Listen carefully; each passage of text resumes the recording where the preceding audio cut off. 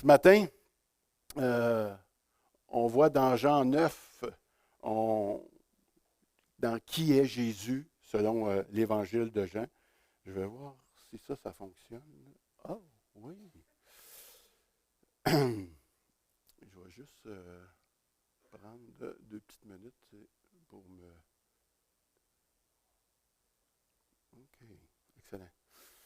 Donc, le titre de ce message aujourd'hui, c'est « Personne n'est plus aveugle qu'un aveugle qui ne veut pas voir ». Vous savez, il y a dans la Bible 3 miracles qui démontrent que Jésus est incontestablement le Messie qui devait venir. Donc, 3 miracles messianiques qui sont là dans la Bible. Il y en a un c'est la guérison d'un lépreux. Depuis que la loi mosaïque a été terminée d'écrire comme telle, il n'y a aucun cas de guérison d'un juif lépreux qui a été rapporté. Il y a bien eu des guérisons avant dans l'Ancien Testament, mais depuis que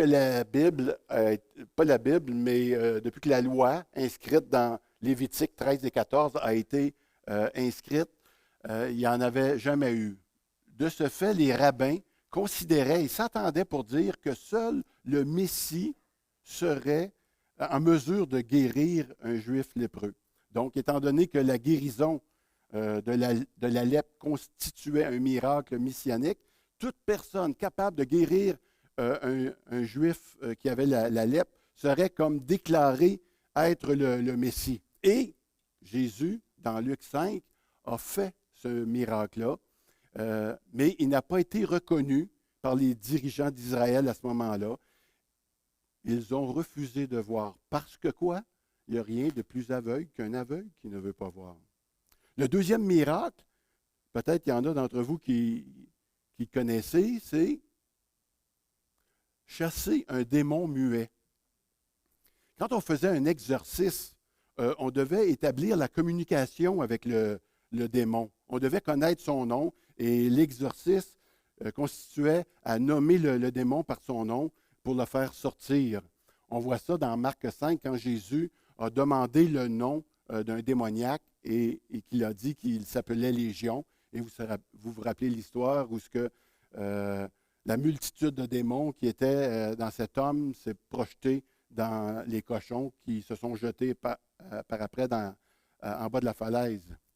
Donc, les rabbins convenaient aussi que seul le Messie pourrait intervenir pour chasser un démon muet comme tel, c'est-à-dire un démon qui rendait la personne muette. Chose que Jésus a faite dans Matthieu 12, 24. Et les autorités, au lieu de déclarer Jésus comme étant le Messie, ils l'ont quoi? Ils l'ont déclaré comme venant du prince des démons, Belzébuth. Ils l'ont traité de Belzébul. Ils ont refusé de voir. Pourquoi? Parce qu'il n'y a pas plus aveugle qu'un aveugle qui ne veut pas voir. Et ce matin, nous allons voir le 3e miracle qui devait prouver incontestablement que Jésus était le Messie, soit la guérison d'un aveugle né. Oui, il y a eu des guérisons dans le passé d'un aveugle, mais la guérison d'un aveugle né n'avait pas encore eu lieu. Et seul le Messie pouvait accomplir cette chose-là. Et nous allons voir ça au travers de notre étude du chapitre 9, tout le chapitre au complet ce matin. Alors, j'espère que vous êtes prêts. Donc, ici, on voit que Jésus, dans les prochains versets qu'on va lire, emploie nos faiblesses pour se révéler. Soit dit en passant, je demandais à Mona de lire la parole. Elle va le lire dans la Louis II 21. Parce que celle que j'ai prise pour étudier, c'est la Louis II révisée. Il y a quelques petites différences entre les deux. La Louis II révisée nous amène des fois un petit peu plus proche du texte original, mais ça se lit mieux dans la Louis II 21. Puis Mona va nous la lire dans la Louis II 21. C'est pour ça que vous allez voir un petit peu les différences, soit dans votre Bible ou dans ce que vous allez voir ici affiché. Alors, Mona, des versets 1 à 3. Jésus vit en passant un homme aveugle de naissance. Ses disciples lui posèrent cette question. « Maître, qui a péché, cet homme ou ses parents, pour qu'il soit né aveugle? » Jésus répondit, « Ce n'est pas que lui ou ses parents aient péché, mais c'est afin que les œuvres de Dieu soient révélées en lui. Voilà. Jésus venait de déclarer, on se rappellera, haut et fort durant la fête des tabernacles, qui était quoi? La lumière du monde. Et par cette guérison ici, qui va être chargée de symbolisme, on va voir ensemble, il va le prouver hors de tout doute. Donc, les versets 1 à 3 décrivent ici la rencontre avec l'aveugle-né. Une rencontre qu'on pourrait dire qui était vraiment préparée par Dieu pour que Jésus puisse être manifesté à son peuple. Donc, et les disciples, réagissant comme des bons, on pourrait dire, juifs palestiniens de l'époque, on lui a demandé une question plutôt étrange, à savoir si la cécité, l'aveuglement de cet homme-là, dépendait du péché de ses parents ou du péché ou de son propre péché, parce qu'eux pensaient que même à l'intérieur du ventre, comme fœtus, tu pouvais avoir péché contre le Seigneur déjà.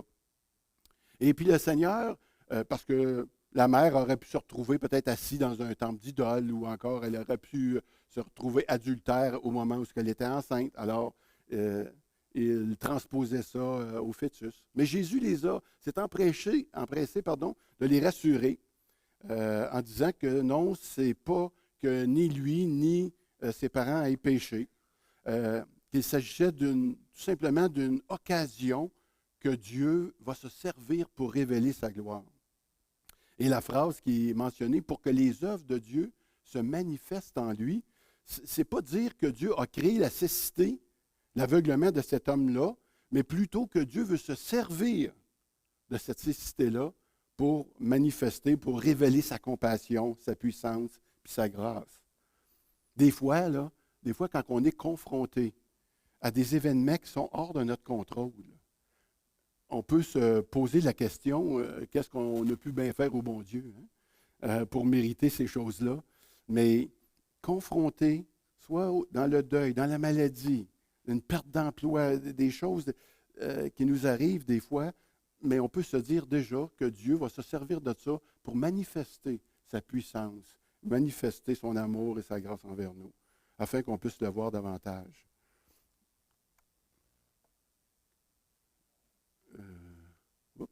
Oui, voilà. Avant de pouvoir faire l'analyse du texte un petit peu plus loin, disons d'abord, j'aimerais ça dire un petit mot sur le sujet complexe de la maladie puis de la souffrance. C'est vrai que souvent, lorsqu'il nous arrive un malheur, on peut se demander ce que je viens de parler. Qu'est-ce que j'ai fait au bon Dieu pour mériter ça? Mais Dieu veut se révéler dans sa gloire, sa puissance, à travers nos faiblesses puis nos impuissances. Lorsque le péché est rentré dans le monde, on le sait, au moment de la chute, sont apparus quoi? La souffrance, la maladie, le vieillissement puis la mort. C'est des conséquences qui sont liées à la rébellion d'Adam et Ève et puis éventuellement qui se sont étendues à tous hommes et femmes qui eux aussi ont hérité de cette nature pécheresse de l'homme à leur tour. Mais il est vrai aussi que si un individu choisit de se vautrer dans le péché, par exemple, il va souffrir plus qu'un autre. Je pense que ça peut être normal. C'est l'apôtre Paul d'ailleurs qui le dit dans Romains 2,9. Il dit « La détresse et l'angoisse atteindront tout être humain qui fait le mal. » La loi du temps des Juifs allait aussi dans le même sens. Elle stipulait grosso modo que la richesse, la santé puis le bonheur accompagneraient ceux et celles qui écoutaient la loi de Dieu. Et contrairement, la pauvreté, la maladie puis le malheur atteindrait celui ou celle qui ne suit pas scrupuleusement ces lois. Ceci dit, on a aussi des grands exemples dans les Écritures d'hommes et de femmes qui ont manifesté une justice et une intégrité devant Dieu, et pourtant qui ont subi de grands malheurs. Et on pense à Job, par exemple. Hein? On sait comment Job a subi des grands malheurs en perdant toute sa famille, sa richesse et même sa santé. On pense aussi à Paul qui a hérité d'un écharpe dans la chair. Puis pourtant, on ne peut pas dire qu'il l'avait mérité. Hein? L'aveugle-né qu'on est en train de voir, il est né de cette façon-là. Il y a un psalmiste aussi, Asaph, dans le psaume 73, qui dit ceci. Il dit « C'est donc pour rien que j'ai purifié mon cœur et que j'ai lavé mes mains en signe d'innocence. Chaque jour, je suis frappé. Tous les matins, je suis repris en voulant dire, je souffre. On ne peut pas nier que Dieu envoie parfois, il faut bien le dire, la maladie, l'infirmité et même la mort comme un jugement sur des individus qui pêchent de façon particulière contre lui. C'est déjà arrivé dans les Écritures. On n'a qu'à penser à Myriam, que Myriam a été frappée de la lèpre parce qu'elle avait parlé contre son frère Moïse. Et a été frappée de la lèpre par Dieu. Hein. Et aussi Ananias et Saphira, qui sont morts tour à tour parce qu'ils avaient menti aux apôtres, puis ils avaient menti au Saint-Esprit lui-même. Mais ces cas-là, ça ne constitue pas la règle dans la Bible. C'est pourquoi qu'on ne doit pas juger les gens qui souffrent de divers maux en pensant qu'ils sont de plus grands pécheurs. On ne doit pas se juger non plus en pensant qu'on est des plus grands pécheurs que les autres parce qu'il nous arrive des malheurs. Dieu va se servir de ça. Puis on voudrait pouvoir se soutenir. Puis je pense que c'est déjà ça qu'on fait. On se soutient lorsque la maladie arrive les uns aux autres parce qu'on veut que Dieu se révèle. Dieu révèle sa gloire, sa puissance au travers de ces choses-là. Ici, l'aveugle-né a dû se poser la question, mais qu'est-ce que j'ai fait au bon Dieu? Puis même, pour naître aveugle, puis à quelque part, il traitait même qui était né dans le péché. C'est pour ça qu'il était comme ça. Alors que ce n'est pas du tout le cas. Je crois qu'on peut avoir cette espérance, aujourd'hui encore, lorsqu'on passe des moments difficiles, que Dieu va s'en servir pour son bien, va transposer des choses pour toute sa gloire, à sa gloire. Il est encore temps de rendre au monde la vue en répandant la lumière de Christ autour de nous. C'est dans les versets 4 et 5 qu'on voit ça, Mona. Il faut que je fasse, tant qu'il fait jour, les œuvres de celui qui m'a envoyé. La nuit vient où personne ne peut travailler. Pendant que je suis dans le monde, je suis la lumière du monde. Ici, dans la version que j'ai, c'est « Faisons l'œuvre de Dieu tandis qu'il est encore jour et que le Saint-Esprit cherche à convaincre les humains des vérités de Dieu.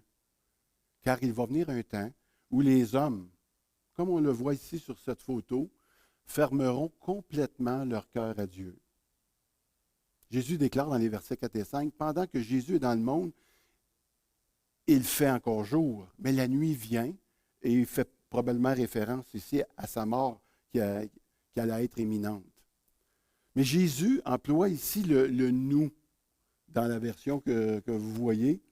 C'est encore temps de rendre au monde, vu.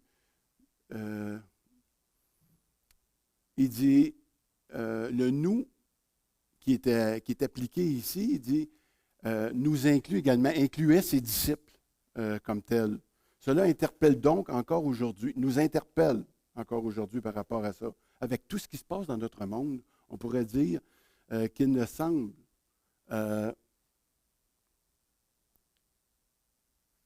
on est encore dans le jour, mais on dirait que, je ne sais pas si vous êtes comme moi, mais on dirait que la nuit approche. On dirait qu'il va commencer à se faire un peu tard, dans un avenir plutôt proche, qu'on pourrait dire.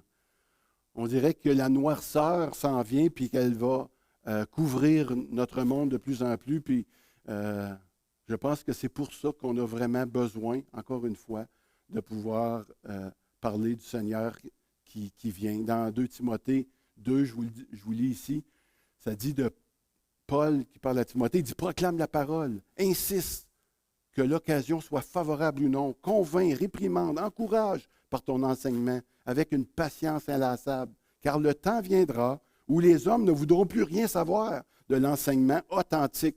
Au gré de leurs propres désirs, ils choisiront une foule de maîtres à qui ils ne demanderont que de leur caresser agréablement les oreilles.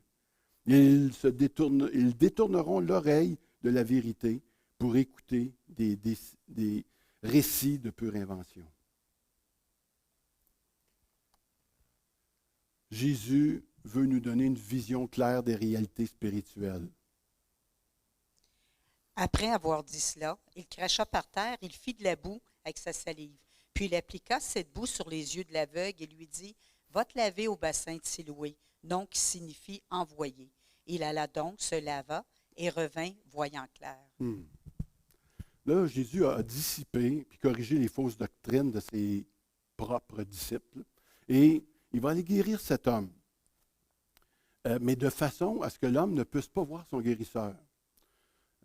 Jésus va s'apprêter à lui offrir ou à lui créer une nouvelle paire de yeux. Il va prendre la poussière de la terre, puis il va en faire une boîte, une boue.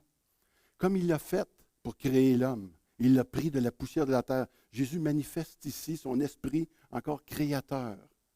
Parce que vous savez, on est à quelque part aussi tous nés aveugles spirituellement.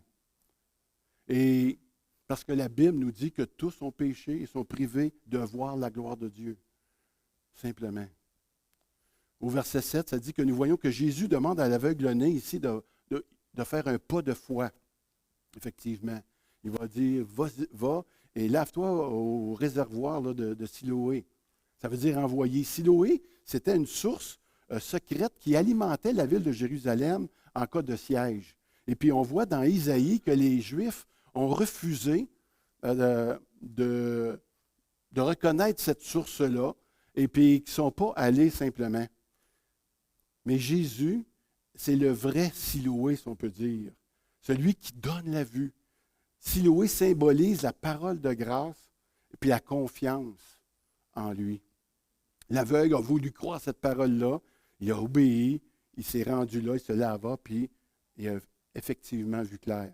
Pour voir, il faut croire. Et c'est ici que s'est manifestée l'obéissance de cet homme en allant à Siloé. Quelle expérience ça a dû être pour lui, hein? Tu es aveugle, né, pour la première fois de ta vie, tu vas voir la lumière. Quelle expérience que c'est pour nous aussi, d'être venus à la lumière. Puis on a entendu des personnes ce matin nous témoigner de cela. Quelle expérience que c'est de venir à la lumière de Jésus-Christ. C'est quelque chose vraiment d'extraordinaire. Qui a fait cette expérience-là ici ce matin, de venir à la lumière de Christ? Amen. C'est incroyable, c'est extraordinaire, hein? Quand Jésus nous ouvre son esprit, nous ouvre les yeux par son esprit, pardon, on sait tout d'un coup ce qu'on s'en va. On sait notre vie va prendre un sens. On est passé de la philosophie de vie à mangeons et buvons car demain nous mourrons, à prions et lisons la parole car aujourd'hui nous vivons. Nous vivons vraiment. Tu sais, qui a besoin de voir Jésus ce matin? Et déjà, pendant que vous êtes encore tout avec moi, je pense que je vais en profiter pour prier avec vous ce matin, si vous voulez pencher la tête. Qui a besoin de voir Jésus ce matin? Si vous n'avez jamais rencontré le Seigneur, vous avez déjà entendu des témoignages de vie changée, transformée. Et si tu reconnais que tu es aveugle ce matin, Jésus veut te guérir, veut guérir de ta cécité. Tu as juste à lui demander pardon, comme on l'a mentionné, pour tes fautes, puis demande à Jésus de venir te guérir. Si vous l'avez déjà rencontré, peut-être que tu as besoin d'ouvrir les yeux sur certains aspects de ta vie. Tu as peut-être une idole qui t'embrouille la vue présentement. Peut-être même que ce sont des bonnes choses, mais elles ont pris trop de place, ou même toute la place dans ta vie. Ça peut être des plaisirs que tu t'accordes, mais qui te volent du temps avec Dieu. Tu es peut-être en train de perdre de vue, pour faire un jeu de mots, celui qui t'a ouvert les yeux. Alors, Seigneur, donne-nous un nouveau regard ce matin. Un regard qui va faire briller ta lumière à nouveau dans nos vies. Viens nous sauver de notre aveuglement pour que nous puissions t'adorer, toi, le seul qui mérite ton adoration. Comme Éphésiens dit, viens illuminer les yeux de notre cœur pour qu'on sache c'est quoi l'espérance vraiment qui s'attache à cet appel Quelle est la richesse? Parce que, Seigneur, tu as fait de nous des riches de ta gloire et de ton héritage que tu nous réserves. Merci tellement. Amen. Amen. Donner un simple témoignage. C'est quoi qu'il y a? Oups. Oups, ça ne marche plus. C'est du blanc. Plus loin? C'est parce qu'on a sauté une, c'est pas grave. On va le rester dans le blanc. Pas plus grave que ça. Alors, Mona, les versets 8 à 12.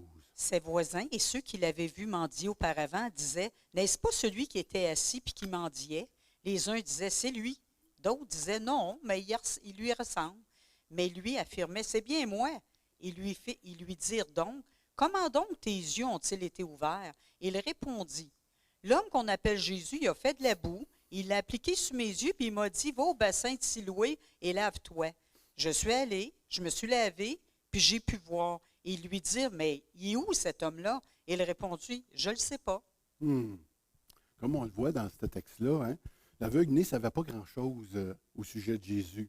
Mais il savait parfaitement ce qui est arrivé. Et puis, il était déjà prêt à en témoigner. Jésus, as-tu fait du bien dans ta vie? Est-ce qu'il y a quelqu'un avec qui tu aimerais pouvoir témoigner ce que Jésus t'a fait? Et c'est sûr qu'il y a du monde autour de nous autres que le Seigneur met et puis qui veut qu'on puisse témoigner. Aujourd'hui, les gens ne se gênent pas pour raconter aux autres leur expérience de vie et tout ça, leurs multiples aventures amoureuses ou expériences mystiques. Nous aussi, je pense qu'on a des choses à dire. Nous aussi, on a des réflexions qu'on fait sur les cours qu'on prend de toutes les sortes. Des fois, on peut emmener ça facilement. Des fois, de quelle manière le Seigneur t'a touché dans ta méditation du jour. Des fois, on a l'impression que le fait de méditer, ça ne nous amène à rien. Quand je travaillais sur la route, j'avais souvent mon petit calepin de versets bibliques que j'apprenais. J'en apprenais un par jour et puis je mettais ça là. Puis c'était rare que le Seigneur ne me donnait pas l'occasion de le présenter à quelqu'un. Tu peux aussi témoigner de la grâce de Dieu, comme on a entendu ce matin. De ce que tu as reçu que tu ne mérites pas. Hein? Et ça, ce sont des belles occasions aussi qu'on peut partager. Des fois, tu peux prier pour une personne. Ça, je sais qu'il y en a qui le font souvent parmi nous. On prie pour la personne. Il m'est arrivé une fois, c'est un ami qui était non chrétien et je lui ai dit qu'on allait prier en église pour sa sœur qui était atteinte d'un cancer qui était quand même avancé. Et même pas une semaine après, c'est lui qui m'a témoigné que sa sœur, que les choses étaient virées de bord et que le pronostic de cancer de sa sœur s'améliorait. Moi, je n'en revenais pas. J'étais étonné. T'es pas sérieux? Fait que, je me suis dit en moi-même, il va sûrement être intéressé à la foi et tout cela. Et savez-vous ce que ça a fait? À rien. À rien, pas en tout. Je n'en revenais pas. J'ai choisi cet exemple-là pour qu'est-ce qui va suivre ici à l'instant.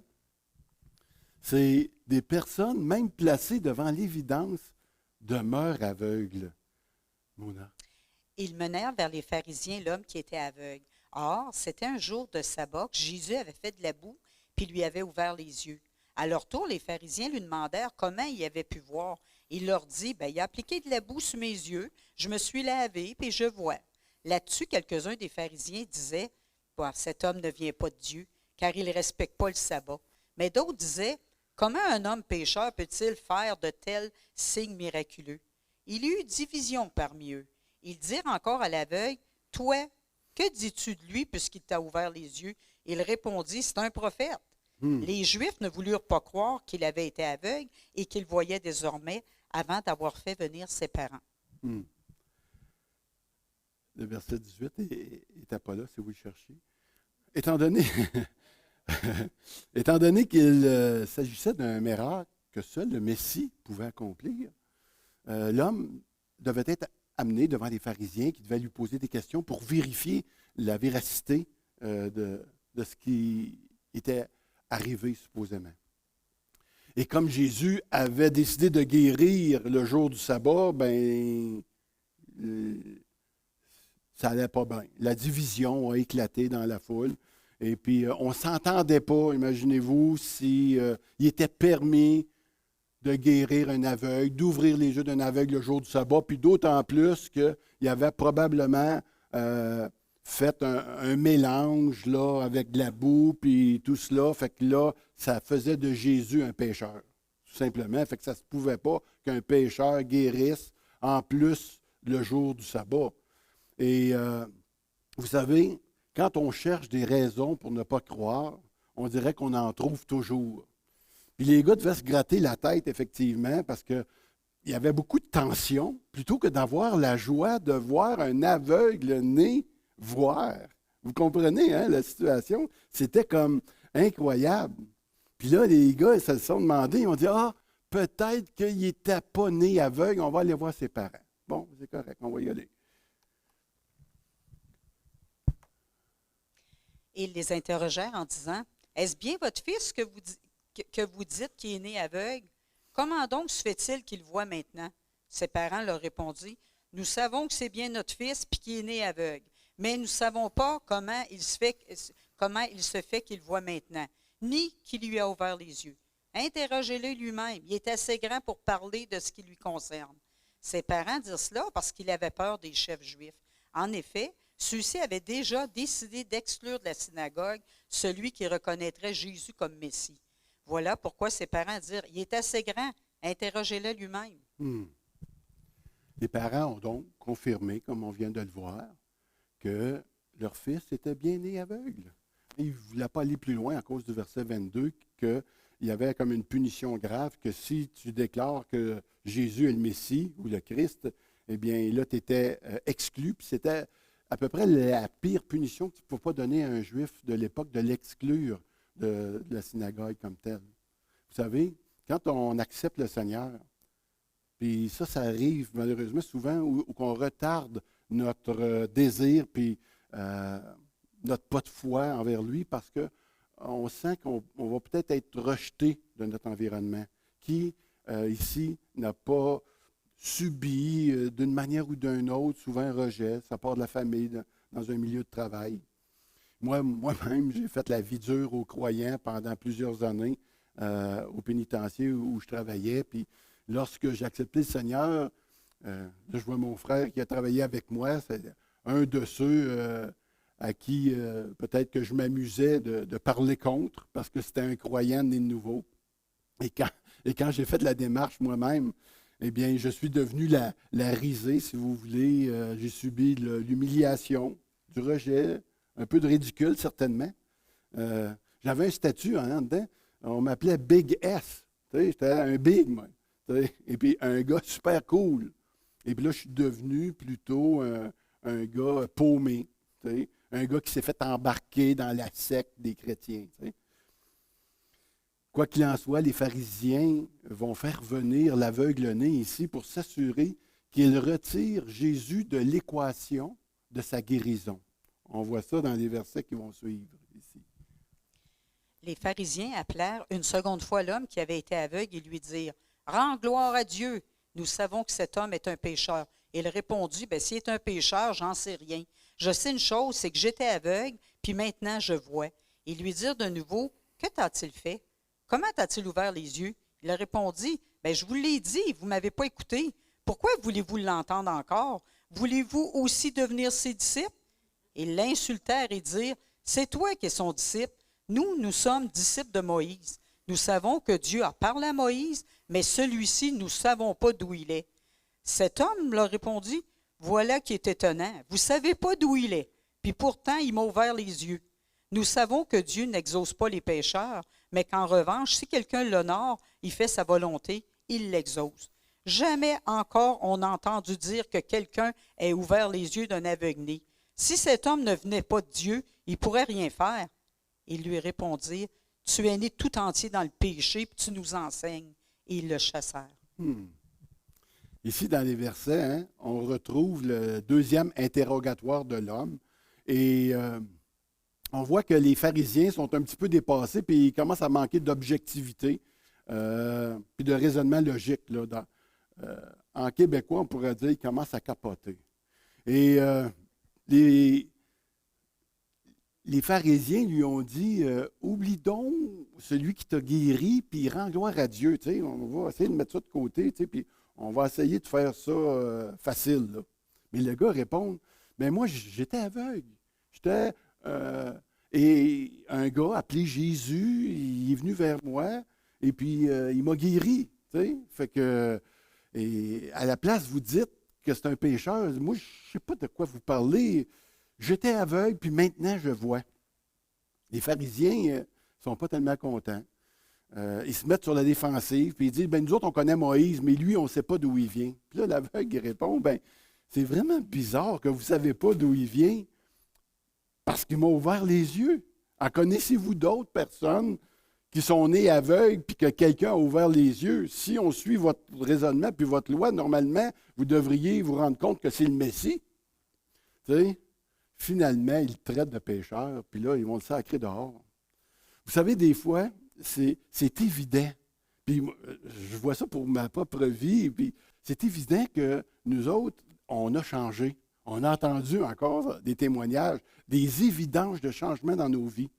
Puis il y a des personnes encore autour de nous qui hésitent à les reconnaître, ces évidences-là. Puis c'est vrai que ça doit nous choquer des fois, que les gens ne voient pas à quel point on a été transformés par l'amour de Dieu. Dans Jean 15, 24, il est dit ceci. Si je n'avais pas fait, c'est Jésus qui parle, il dit, si je n'avais pas fait parmi eux les œuvres que nul autre n'a faites, ils n'auraient pas péché. Maintenant, ils l'ont vu et ils ont détesté, et moi et le Père. On continue. Un cœur ouvert est un cœur qui veut croire. Jésus apprit qu'il l'avait chassé. L'ayant rencontré, il lui dit, « Crois-tu au Fils de Dieu? » Il répondit, « Et qui est-il, Seigneur, afin que je croie en lui? » « Tu l'as vu, lui dit Jésus. « Et c'est lui qui te parle, c'est lui. » Alors il dit, « Je crois, Seigneur. » Et il se prosterna devant lui. Comme Jésus a fait pour lui donner la vue physique, maintenant il veut lui ouvrir les yeux spirituels. Et la question cruciale que Jésus pose à cet aveugle, crois-tu au Fils de Dieu? Jésus, en posant cette question-là, maintenant, veut l'amener à une vraie foi, à la vraie lumière, celui qui donne la vie éternelle. Seulement, pas juste la lumière qu'il a mis en face du soleil, mais celui qui l'a mis en face de la vraie lumière. C'est aussi la question ce matin qu'on peut se poser. Peut-être à quelques-uns parmi vous, à qui le Seigneur a déjà fait du bien dans sa vie. Vous reconnaissez ça, que le Seigneur a été important, puis qui a fait des choses qui vous a fait du bien. Et là, le Seigneur te pose la question, crois-tu au Fils de Dieu, à celui qui t'a fait du bien? L'aveugle, lui, n'a pas hésité. Il a répondu, « Hey, dis-moi qui c'est pour que je croie en lui. » Jésus lui a dit, « C'est moi. » Cet homme veut voir Jésus, et puis Jésus va se montrer à lui. Si toi, ce matin, à quelque part, tu veux voir vraiment Jésus, Jésus va se montrer à toi ce matin. Il aime se révéler à celui qui va vers lui par la foi. La foi, c'est la seule manière de venir à Jésus-Christ. Pas par les œuvres, pas en devenant une meilleure personne. Ça, c'est son esprit qui va charger de ça après. Mais il ne met pas personne dehors qui vient à lui. Si tu confesses tes péchés, le Seigneur va t'accueillir. Dans Romains 19, elle dit, si tu confesses publiquement de ta bouche que Jésus est le Seigneur et que tu crois dans ton cœur que Dieu l'a ressuscité, tu vas être sauvé. Si effectivement tu as reconnu et tu reconnais que le Seigneur a sauvé, t'a sauvé à cause de ta confession, il va se produire de quoi dans ta vie? Et qu'est-ce qui va se produire? La fin du verset nous le dit, tu vas devenir un adorateur. C'est plus toi qui va être important, c'est plus toi. Tout d'un coup, c'est Jésus. Et lorsque Jésus devient le plus important de ta vie, tu deviens un adorateur. Plus important que ta femme, ton mari, tes enfants, ta job, ta vie même. Tu deviens deuxième. Tu sais, c'est lui le premier. C'est ça, un adorateur, grosso modo. Et en terminant ce matin, je peux inviter le groupe à monter. Puis Jésus dit, « Je suis venu dans ce monde pour un jugement, pour que ceux qui ne voient pas voient, et pour que ceux qui voient deviennent aveugles. » Quelques pharisiens qui étaient avec lui entendirent ces paroles et lui dirent, « Nous aussi sommes-nous aveugles? » Jésus leur répondit, « Si vous étiez aveugles, vous n'auriez pas de péché. Mais en réalité, vous dites, nous voyons, ainsi donc, votre péché reste. » Sommes-nous aveugles? Quand on se déclare aveugle, il y a une très bonne nouvelle qui arrive avec ça. Et je vais vous lire Isaïe 42,16, qu'on a été bien touchés, moi et Mona, cette semaine en lisant ce verset qu'on a lu dans le cours, entre autres, d'être parent. Ça dit, « Je ferai marcher les aveugles sur un chemin qu'ils ne connaissaient pas, qu'ils ne connaissent pas. Je les conduirai par des sentiers qu'ils ignoraient. Je changerai les ténèbres en lumière devant eux et je redresserai les passages tortueux. Voilà ce que je ferai. Je ne les abandonnerai pas. » Wow! Les religieux juifs sont reconnus coupables de ne pas avoir reconnu leur Messie parce qu'ils disaient qu'ils voyaient. Ils n'ont pas reconnu leur aveuglement. Ils se sont montrés plutôt prétentieux et avaient un regard supérieur devant les autres. Ils étaient, sans le savoir, dans des ténèbres très profondes, n'est-ce pas? Et est-ce qu'on peut ce matin reconnaître humblement notre aveuglement, simplement? Que ce soit notre aveuglement de Jésus lui-même, pour ceux qui ne l'ont jamais rencontré, et j'espère qu'il y en a plus ici, suite à la prière qu'on a faite tantôt, parce que vous savez, c'est quand vous confessez de votre bouche. Vous ne l'avez peut-être pas fait encore publiquement, mais vous aurez la chance de le faire après, si vous voulez, avec une personne qui est proche de vous. Tu dirais, j'ai confessé Jésus ce matin. Et ou peut-être que tu connais Jésus qui t'a déjà délivré de ton aveuglement, mais il reste certains aspects dans ta vie avec lesquels que tu voudrais peut-être te libérer. Qui que tu sois ce matin, je t'invite à t'approcher de lui. Et je vais vous demander de faire un petit pas de foi ce matin. Je vais vous demander de pencher la tête, de fermer vos yeux. On va terminer avec ça. Ce n'est pas des choses que je fais normalement, mais ce matin, je trouve que le contexte s'y prête bien. Si tu reconnais ton aveuglement ce matin, sur quoi que ce soit, j'aimerais ça juste que tu puisses lever ta main puis la baisser par après, juste à titre de pas de foi, simplement. Alors que les têtes sont baissées, les yeux sont fermés, est-ce que tu peux reconnaître ton aveuglement ce matin, sur quoi que ce soit? Peut-être c'est un... Oui, merci. Oui, je vois beaucoup de mains qui se lèvent. C'est un aveuglement peut-être dans ta relation de couple, des choses que tu discernes mal. Tu souffres peut-être d'une maladie aussi, puis tu te poses des questions par rapport à l'amour de Dieu. Tu ressens peut-être aussi ce matin de la culpabilité parce que tu te sens loin du Seigneur. Peut-être c'est une colère aussi qui t'habite et que tu veux vraiment te libérer. Oui, merci. Merci. Tu as peut-être la honte aussi de certains péchés, face à certains péchés. Peu importe, ce matin, on voudrait reconnaître notre aveuglement devant le Seigneur. Moi, devant le Seigneur.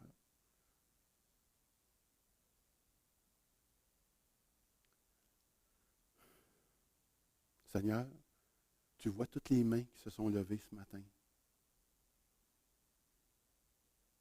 J'aimerais que tu puisses venir encore une fois, toucher de ta main divine, délivrer, Seigneur. Enlever le voile qui peut encore nous aveugler de certaines choses. Viens, Seigneur, viens nous laver encore une fois de ta grâce divine. de ton pouvoir de guérison. Et je vais juste redire ce verset que nous venons de lire tantôt. Je ferai marcher les aveugles sur un chemin qu'ils ne connaissent pas. Seigneur, tu vas m'amener et je veux me laisser conduire par toi à des endroits que je ne connais peut-être pas encore. Je vais les conduire dans des sentiers qu'ils ignoraient. Je vais changer les ténèbres en lumière. C'est ce qu'on souhaite le plus, Seigneur. On veut vivre dans ta lumière. Je vais redresser des passages tortueux. Seigneur, tu vois ces passages dans ma vie, dans nos vies. Et je te demande de les redresser. Et je le sais, tu le dis que tu vas le faire. Voilà ce que je ferai, en effet. Et Seigneur, tu ne nous abandonneras pas. Et on veut te rendre grâce pour ça. Dans le nom de Jésus-Christ. Amen. Amen. Je vous invite à vous lever et à chanter.